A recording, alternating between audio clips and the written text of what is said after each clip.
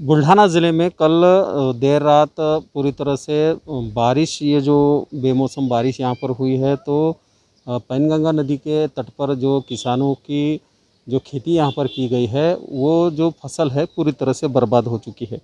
हम आज बुल्ढाना ज़िले के कोलवड़ इस ग्रामीण क्षेत्र में हैं, जहाँ पर आप देख सकते हैं कि पूरी तरह से जो ये खेती जो है और जिसमें लगी जो फसल है, वो पूरी तरह से बर्बाद हो चुकी है। पूरी तरह से पानी इस किसानों के खेतों में यहाँ पर आ चुका है और पूरी तरह से ये फसल बर्बाद हो चुकी है।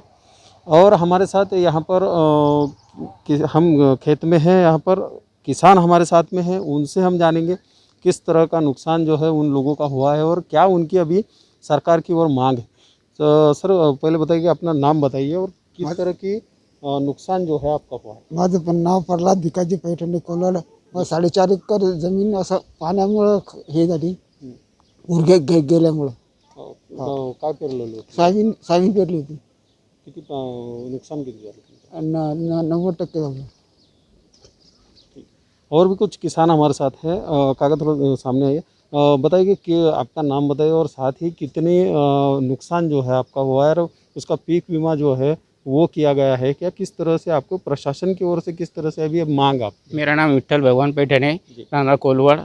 मैं मेरा खेती नदी के किनारे है। 4 एकड़ खेती है, पूरा नुकसान हो गया है। कितना नुकसान है? 90% नुकसान हो गया है। जी जी। जो अधिकारी आते हैं यहाँ पर खेतों में उसका जायजा लेने के लिए, तो वो पंचनामा बराबर करते नहीं। किस तरह से होता है पंचनामा? वो जो तलाठी और गाँव सेवक के किस तरह से करते हैं तलाठी के पंचनामा? किस तरह से करते हैं? और भी कुछ किसान हमारे साथ। सर बताइए, किस तरह से पंचनामा होता है और अधिकारी किस तरह से आपको सहयोग करते हैं, क्या कहेंगे? जे आतापर्यंत जे अधिकारी आलेले आहे, हे म्हणजे पूर्णपणे शेतावर येऊन पाहत नाही, जी बरोबर आहे. आणि त्याच्यानंतर आले बी तर मग ते असे तात्पुरते गावाजवळच्या शेतात येतात आणि आजूबाजूची शेती पाहतात. पूर्णची शेती खरडून जायले, सोयाबीनचं पिकाचं जे नुकसान झालेलं आहे, हे पूर्ण शेतात येऊन पाहत नाही आहे. हे 2-4 गावाजवळची शेती पाहतात आणि त्यानुसार ठरवतात की बा शेतीचं किती नुकसान झालेलं आहे. पण हे खरोखर जर आपल्या शेतात येऊन जर पाहिलं त्यांनी, ते ॲक्च्युअल शेतकऱ्याचं मनात समाधान बी होतं आणि खरोखर त्यांना सोयाबीन किती प्रमाणात नुकसान झालेलं आहे हे समजतं. आणि आतापर्यंत यानं जास्तीत जास्त टक्केवारी जर म्हणलं, जी खरडून जायची, पिकाचं नुकसान व्हायची, हे 30 ते 40% दाखवतात. पण ॲक्च्युअल शेतकऱ्याचं नुकसान हे 90 ते 100% होत असतं. हे प्रशासनाला दिसत नाही आहे. अभी आपकी क्या मांग है? प्रशासन ने किस तरह से काम करना चाहिए जो आपको मदद मिल सके? आता जे प्रशासनाने आमची अशी मांग आहे, ही पूर्णपणे सर्वे करून आमचे हे पूर्ण जे पीक विमे काढलेले आहे, याचे पूर्ण अभ्यास करून हे पूर्ण आमचं जे नुकसान झालेलं आहे, हे पूर्ण आम्हाला भरून द्यावे, हीच आमची शासनाला विनंती आहे. जी जी।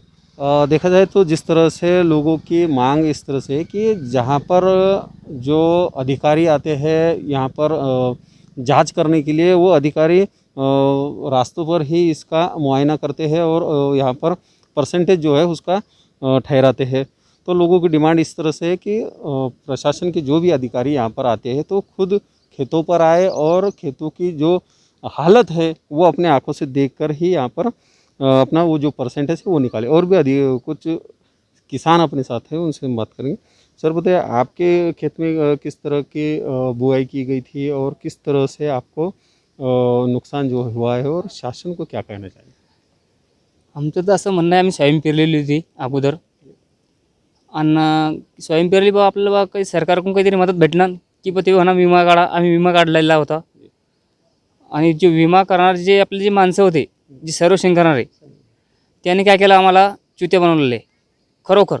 कारण आमचं 100% नुकसान झालेलं होतं शेताचं आणि ते 30 किंवा 40% दाखवून राहिले. तर त्याला आम्ही स्पष्ट सांगितलं की बघ तुम्ही का बघ विमा हे करता आमचं स्पष्ट की नुकसान व्हायला, की खरोखर ते पाहत असं. म्हणजे डायरेक्ट आम्हाला फसवेगिरी चालू आहे सरकारची. मी सरकार खरोखर नुकसान आपलं हे करतो. सरकार की ओर क्या मांग करेंगे अभी? मांग क्या करेंगे, उनको हमारा क्या जो नुकसान हुआ उनको हमको कुछ ना कुछ मदद होना डायरेक्टली.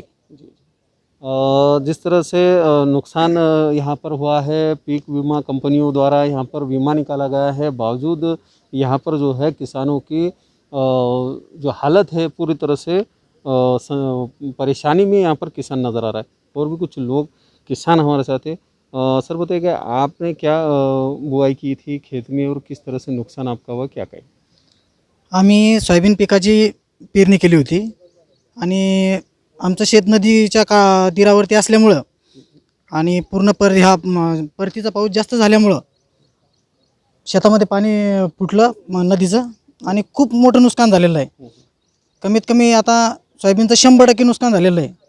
आणि आता आमच्या पुढं पुढं याचं दिवाळी दसरा हे 2 सण आलेले आहेत. आता हे 2 सण आम्ही कुठून कसे साजरे करावं याचं मोठं आम्हाला संकट उभं राहिलेलं आहे. आणि दुसरं आम्ही पीक कर्ज काढलं होतं. आता ह्या सोयाबीनचं 100% नुकसान झाल्यामुळं हे पीक कर्ज कशाच्या भरोश्यावर भरावं हे मोठं आमच्या पुढं आव्हान आहे. जी जी। जिस तरह से देखा जाए कि ये जो किसानों की यहाँ पर हालत है, एक तो सबसे पहले तो किसान है पूरी तरह से पिस जाता है अपने ये खेत बुआई तक ही। और साथ ही अभी जो है बेमौसम बरसात के कारण यहाँ पर पूरी तरह से जो फसल यहाँ पर आई थी वो पूरी तरह से बर्बाद हो चुकी है। और हम आपको दिखा दें कि ये यहाँ पर जो है पूरी तरह से खेतों में यहाँ पर पानी भर चुका है पूरी तरह से, आप देखिए। और इस तरह से जो है पूरा खेत जो है ऐसे जहाँ से नदी नाले यहाँ पर गए हुए, पैनगंगा नदी के तट पर हम यहाँ पर मौजूद है जहाँ से ये नदी गई है। और वहाँ पर पूरी तरह से पानी जो है खेतों में यहाँ पर आ चुका है। लोगों की, किसानों की ये बदहाली साफ नज़र आती है और अधिकारी यहाँ पर नहीं पहुँच रहे हैं। तो ये शासन और प्रशासन ने इस ओर ध्यान देना बहुत ही ज़रूरी है, वरना किसानों की हालत और भी बदतर होने की कगार पर यहाँ पर है। कैमरामैन योगेश के साथ में दीपक मोरे, विदर्भ टीवी बुल्टाना।